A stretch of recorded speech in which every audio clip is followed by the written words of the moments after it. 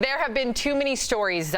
This is I think a story that's going to, I hope, welcome a nuanced conversation, because there have been a lot of stories of white people calling the police on black people. Some have some catchy names. You guys remember Permit Patty, right? Coupon Carl's another one. Well, there was another incident in San Francisco, and here it is. Please call your friend on the call box and have them come down. They don't have to do that. You could just walk away. I'm going to call the police right now. Oh, yes. Call the police. Please go. Listen to your son.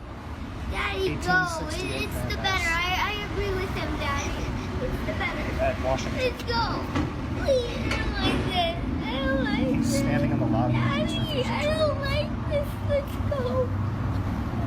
Wow, just hearing that kid. Well, now the white man from the video has responded, and he says that there is more to this story than you might think. He says he didn't target the man because he was black, but because his father was killed by a trespasser, and that there have been trespassers and break-ins in his building as of recent. The black man in this situation thinks that is no excuse. Listen to what he had to say. I can understand that he's been traumatized. It's very, very difficult to try to communicate based on his past experiences. Personally, as an African-American male, I've been stopped and harassed at stores, different locations. I would have police officers asking me if I belonged there. But I don't let those experiences shape or define the way I see other people. Wow. Erica, okay, there's a lot I want to say, but I want to hear from you and Al. What do you make of this? You know, I think that he's right. You have two men who are dealing with two different types of trauma, and what you need is duality of thought and some flexible thinking. My issue with most of these phone calls or most of these incidents are that you are stating that you're afraid, but you're confronting me. So that makes me on the defensive about the confrontation. I feel like the victim at that point, regardless of why you're talking to me. And I think that this is such a, it's such a prominent thing. I know I get very upset when someone questions why I'm there, especially when it's in my own building and now my own neighborhood. How do you handle it? What would you have done? Well, now I just say things like, for instance, my neighbor just said, well, I think you're running a VRBO. And I said, well, why? Tell everybody what that is.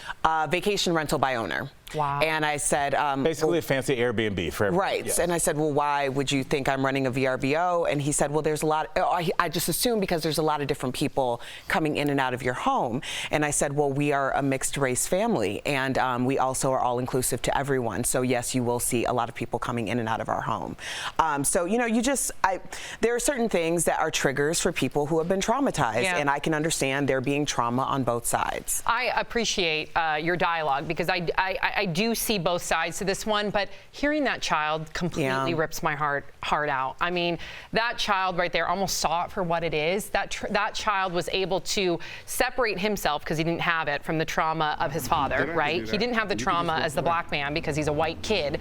So he was almost able to see it for what it is. And then we were able to see both of their backgrounds kind of fog what created that perfect storm. And I'm not saying anyone's right or anyone's wrong, but another layer to this is, if the police were to have come and they would have gotten a phone call that that person's scared because there's an intruder in their house, you never know what can happen between then that police officer and then that unarmed black man. Right. So there's so many layers to the story, but the fact that we're talking about it is what I appreciate. Yeah, and the dialogue felt different in this one than the past two that we mentioned.